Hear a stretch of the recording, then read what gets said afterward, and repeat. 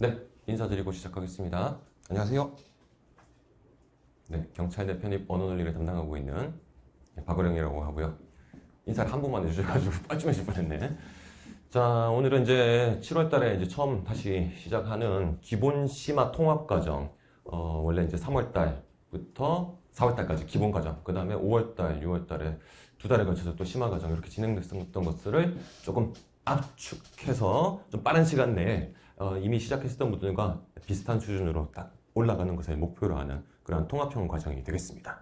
그래서 일단 전체 커리큘럼은 뭐 다들 강의계획서 보셔서 아시겠지만 전체 18회 과정으로 진행이 될 것이고 18회 과정의 이제 전반부 7월 같은 경우에는 주로 이제 논리학, 여러분들이 이제 아무래도 논리학 쪽 이제 생소하실 건데 이 논리가 사실 문제 비중이 그렇게 높지는 않지만 또 이게 심적인 부담이 또 큰 부분이기 때문에 논리형 문제가 그래도 한 4문제, 이걸 기반으로 한다면 한 5, 6문제까지 이렇게 확장이 돼 나올 수가 있기 때문에요. 일단 논리는 최대한 여러분들이 이제 성실하게, 확실하게 딱 이해를 해주셔야 되고, 요거를 좀 전반부에 배치를 했습니다. 그래서 뭐 강의 계획서상으로는 일단 1회차부터 8회차까지 요 회차들은 주로 논리, 그 다음 퀴즈, 그 다음 이제 제가 일단은 여러분들한테 나눠드린 강의 계획서상으로는 이 마지막 8회차 때 예비시험부터 해서 1회, 2회 시험 전체적으로 다 묶어가지고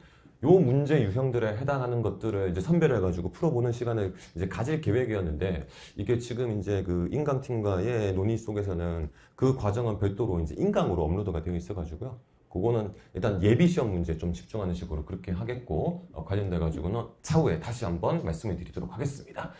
자, 그 다음 이제 후반부 9회부터 16회까지는 주로 이제 읽는 것에 독해에 집중을 해야 되는 그런 독해, 추론, 그리고 논증형 문제들에 대해서 분석이 진행이 될 겁니다.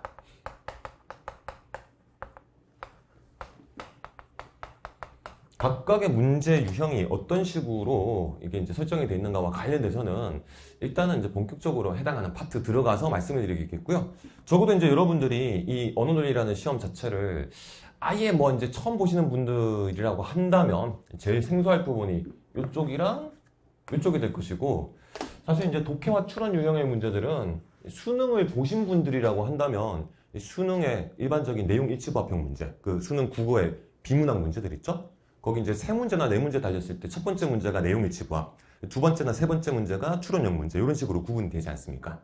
그랬을 때 독해 추론형 문제는 그것을 한 지문짜리로 짧게, 그러니까 한 문제가 달리게끔 짧게 설정을 해서 각각 내용 일치부합, 아니면 추론, 뭐 밑줄의 의미파, 빈칸 채워넣기, 뭐 이런 식으로 이제 다양한 방식으로 이렇게 질문이 던져질 수 있는 양상인데, 기본적인 틀은 수능을 공부하셨던 분들이라면 크게 이제 뭐 낯설다라는 느낌은 안 들게끔 그렇게 설정이 되어 있습니다. 그래서 이런 문제들 같은 경우에는 사실 유형 자체의 새로움보다는 우리 시험이 요구하는 이 독해의 수준이 어느 정도인지를 일단 잘 파악을 해가지고 거기에 맞는 수준으로 독해 능력을 향상시켜야 될 것인데, 제가 강조하는 부분이 이게 쉽지가 않아요. 특히 이제 1회 시험 기준으로 놓고 본다면 이 시험이 수능이나 아니면 5급 공채 PSAT보다 월등히 높은 독해력을 요구하거든요. 그거를 대응하기 위해서는 궁극적으로는 제가 늘 강조하는 게 이 부분입니다. 패러프레이징. 무슨 말인지는 대부분 다 아시죠? 패러프레이징이라고 하면 본문에 있는 표현이 선택지에 있는 그대로 반영이 안 되고 다 단어가 추상어화 되거나 아니면 동의어나 유의어 형태로 바뀌어지거나, 그러니까 구조적으로 이제 순서를 A 다음에 B가 오는 순서라고 본문에서는 그냥 직관적으로 설명을 했다면, 선택지에서는 똑같은 논리 구조인데 이 A 다음에 B가 온다는 것을 뭐 선행한다, 잠재되어 있다, 뭐 이런 식으로 다른 표현을 써가지고 그 관계성을 유지하면서 다르게 표현해가지고 이거를 이제 같은 말이다 아니다 파악하게끔 그렇게 유도하는 형태의 질문이 우리 경찰대 편입 언어논리가 그냥 언어논리라는 이름 자체에서는 뭐 5급 공채 PSAT 언어논리랑 똑같지만 그것보다 훨씬 더 높은 수준을 요구를 합니다.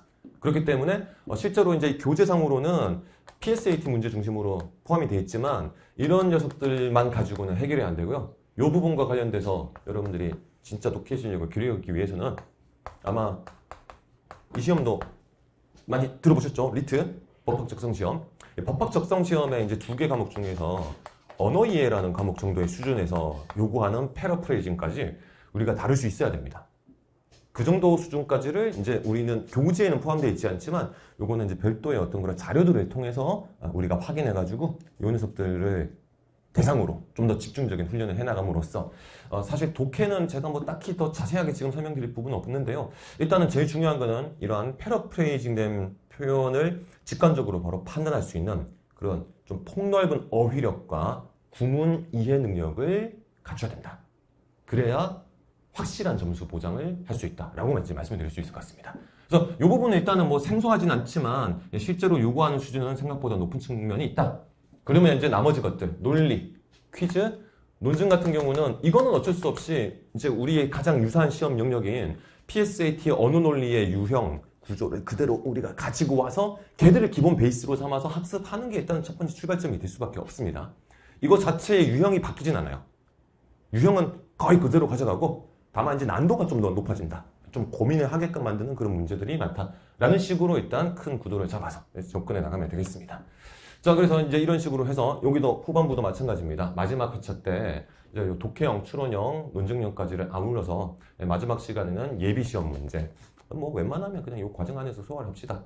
선별하는 방식으로 해서 1회, 2회 시험에서는 이 유형의 문제들이 어떻게 출제됐는가, 어떻게 해결했어야 되는가, 요거를 이제 마지막 8회차 때, 16회차 때 어쨌거나 우리가 과정 내에서 한번 정리를 해봅시다.